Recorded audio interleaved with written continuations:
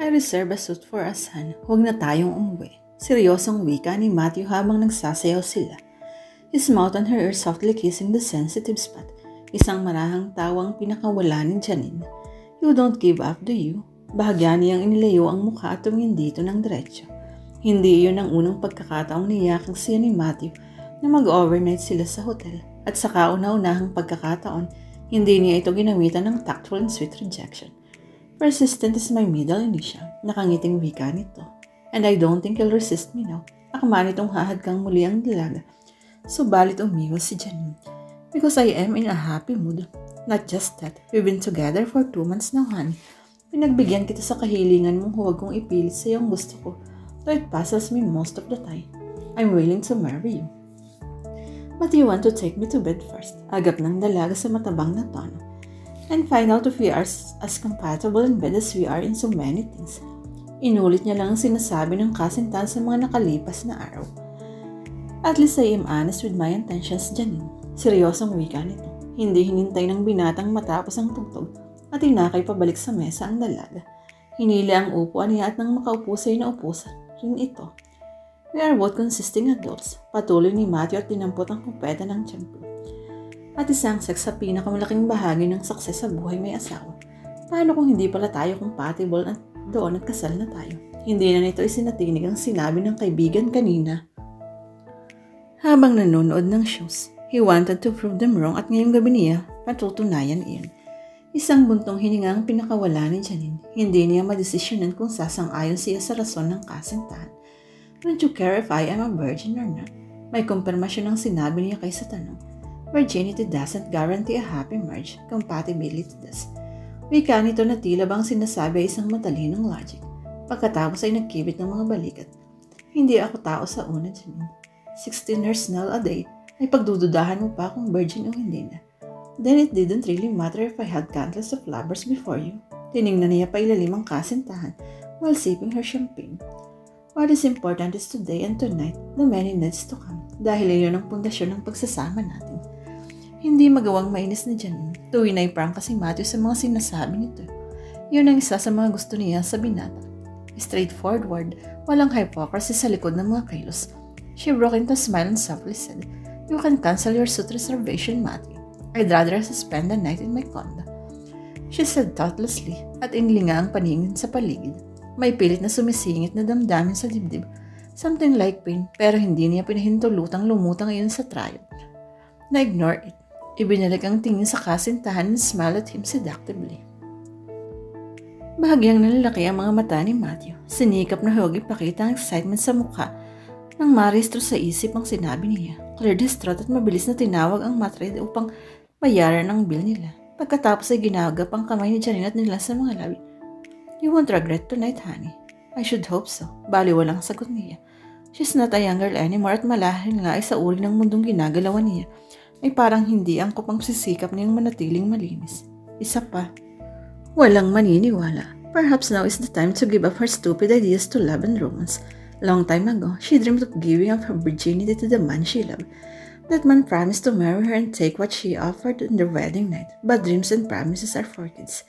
Ngayon ay nasa harap niya ang kasintahan, si Matthew de Vega, galing sa De Buena Familia, handsome and with healthy and normal basic needs. And it's high time to change values and bury the dreams and the promises that never happened. Besides ni hindi interesado si Matthew kung virgin siya o hindi. Habang sinususian ni Matthew ang pintura ay dinampot niya ang mga naipong periodiko sa tabi. Sa loob ng 5 araw na preparasyon sa show niya ay hindi rin siya umuwi. She booked herself in one of the hotel rooms kung saan gaganapin ang show niya. Wala sa loob na sinulya pa niya ang isang periodikong huli ng niyang dinampot. Suicide or Foul Play. Subheadline na may iba-iba ng dyaryo. Hindi niya pinagkaabalahang basahin at inalis din agad ang mga mata roon. Para sa kanya, isa lang naman ang laman ng dyaryo sa araw-araw. Kung hindi politika, patayan at rape. Ang tanging dahilan kung bakit nagpa-subscribe siya ng periodiko ay dahil sa business niya at sa society page. Natitiyak niya ang success ng show niya ngayong gabi ay lalabas sa society page bukas o kung hindi man ay sa susunod na araw. Pagkabukas sa pinto ay inakay siya ng binata papasok. Kinapa ang ilaw sa tabi at binuhay ito. Isinara ang pinto at sa gulat niya ay mabilis siyang hinapit nito. Nabitiwan niya ang mga periodiko sa sahig. Hey, she shrieked. Pinaghalikan siya sa labi, sa mata, sa leg, habang ang isang kamay nito'y kinakapa ang zipper ng damit niya sa likod. She was torn between irritations and amusement sa ginagawa ng binata. We have all night so you don't have to. Sinabik mo ko ng Janine, so blame yourself. Buong pananabik nitong sinabi at sa isang kasamatay bumagsak sa paanan niya ang sariling evening gown, leaving only her lacy panties. Merely tinakpan ni Janine ang mga braso ang dibdib. Oh my, he exclaimed at hinagot siya ng tingin. Nasa mga mata ang pagnanasa. You're a goddess, Janine, at muli siya nitong hinapit at hinadkan sa kabinuhat papasok sa silid niya. Nilapag siya nito sa kama at pagkatapos ay nagmamadaling nagalis ng damit. She was supposed to anticipate what going happen means from now. Pero sa halip ay hindi niya mapigilan ang matawa sa ginagawa ng nobyo. I haven't had a woman hold up while we are on that privilege of lovemaking. Bahagyang nairita ang binata na inihagis ang black suit sa city. She opened her mouth to say something nang tumunog ang telepono. Don't get it. Just pull the plug, honey. Utos ni Matthew sa kanya habang nagtatanggal ng botones ng pang-ilalim na polo. Baka ang tita Emma, Matthew. At importante ang sasabihin. Dinampot mula niya sa receiver ang telepono. Hello. Janine del Castillo. Sa kabilang linya. Boses ng lalaki. Speaking. Alanganing sagot niya at nilinga ang kasintahan nagsalubong ang mga kilay at sinisinyasan siyang ibaba ang telepono. Umiling siya. Sino ito? Thanks God at natagpuan kita, Miss Del Castillo. Ang kabilang linya at narinig pa niya ang sigh of relief nito. This is Attorney Aguado. Abogado ako ng mga Cordero and I am calling from long distance from Lucban. Napatuwid ng upo ang dalaga. Hindi pamilyar sa kanyang pangalan ang nasa kabilang linya, but the place is so familiar that she couldn't help the pounding of her chest. Ano ang kailangan sa kanya ng abogado, ng mga Cordero? Hello, are you still there, Miss Del Castillo? What can I do for you, Attorney Aguado? She should hang up. Iyon ang idinidikta ng isip niya. But curiosity won. I've been trying to get in touch with you for 5 days now, Miss Del Castillo. Haven't you read the papers? The lawyer asked impatiently. I don't read the news. May bahagyang iritasyong bumangon sa tinig niya sa tono ng abogado. Ano ang dapat kong mabasa ron, Attorney? That caused this unwanted call. I assume na interesado ka sa laman ng periodiko dahil sa himigpit na bili ng aking kliyenteng hanapin ka, Miss Del Castillo.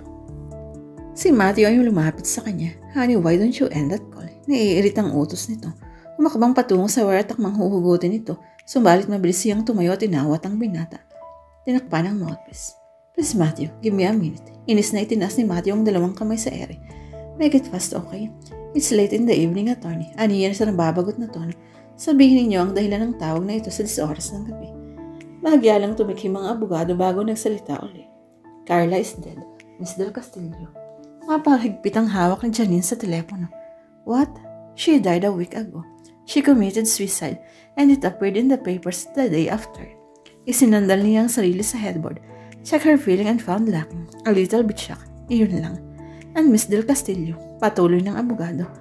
It was after the burial that Mrs. Cordero took the blow of what happened. Nasa ospital siya ngayon.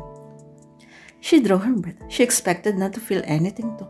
Pero may kung anong damdamin na sa sulok ng puso niya, ang tila ng saling, na hindi naman dapat bulong ng utak niya. How is she? The doctor said she's out of danger, pero kailangang matatili pa rin niya sa ospital. She tried to close her eyes. May dapat ba siyang maramdaman?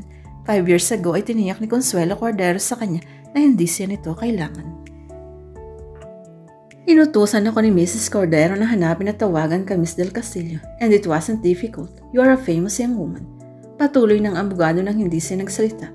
I really had no idea why, but it's what her instruction to find you. Nagugulang wika ng abogado. Oh well, hindi ko rin alam kung bakit kailangang ipahanap niya ako, Attorney. Matabang niyang sinabi at hindi pinansin ang bahagyang panginginig ng kinig. And what about her husband? Si Anselmo Cordero. Nagsalubong ang mga kilay ng matandang abogado sa kabilang linya. Hindi mo ba alam? Anselmo Cordero died 6 months ago. Atake din sa puso. Despite the unexpected news, she smiled ironically. Atake sa puso. Hindi ba't higit sa lahat ay siyang dapat na atakihin sa puso sa mga masasakit na pangyayaring dinanas niya sa nakalipas na 5 taon? I was firmly instructed to communicate with you at pakiusapang umuwi ng Lucban, Miss Del Castillo. Ang kabilang linya uli. So nag-iisa na lang si Consuelo Cordero ngayon. At totoo pala ang kasabihan na pag malapit ka na sa hukay ay nag-iisa na lang. Natutunan mong magtik ka sa pagkakamali. Sunflower's attorney, aniya sa walang emosyong tinig at kumuha kayo ng private nurse para siyang mag-alaka kay Mrs. Cordero.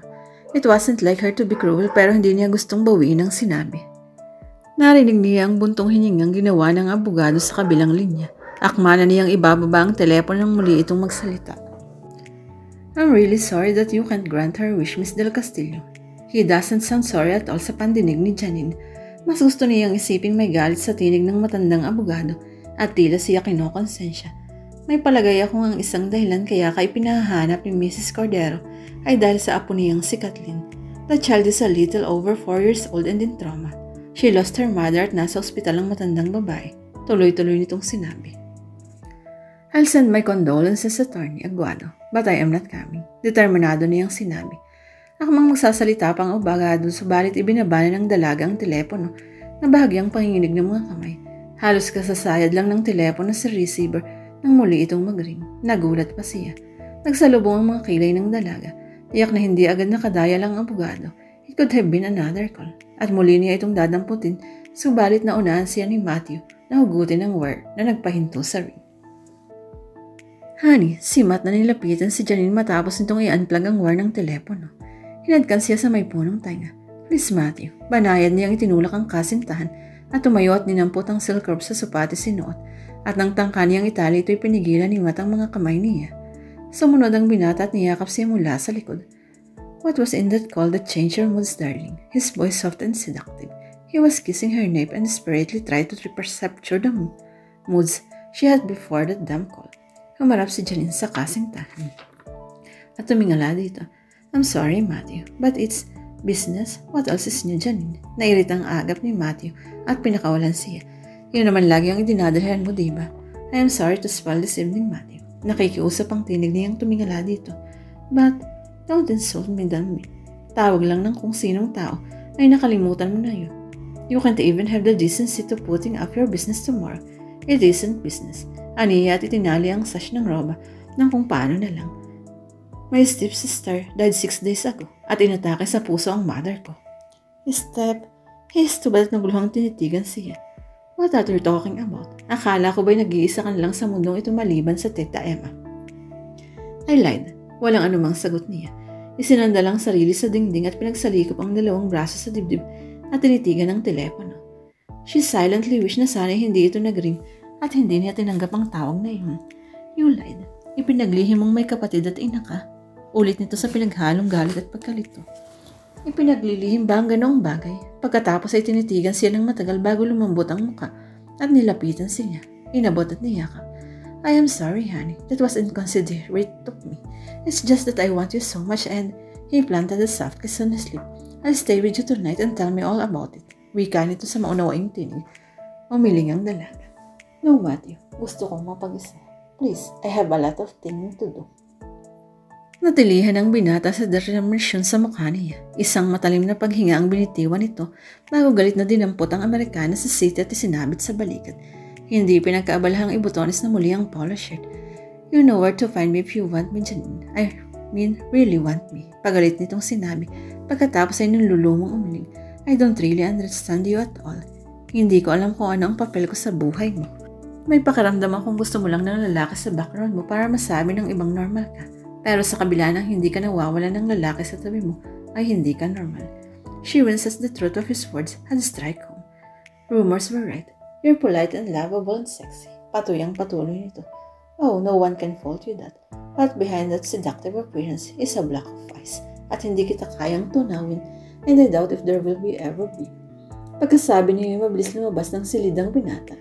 Out of her unit and perhaps out of her life, just like the men before him. Sinundan niya ng tingin ng pintong nilabasan nito.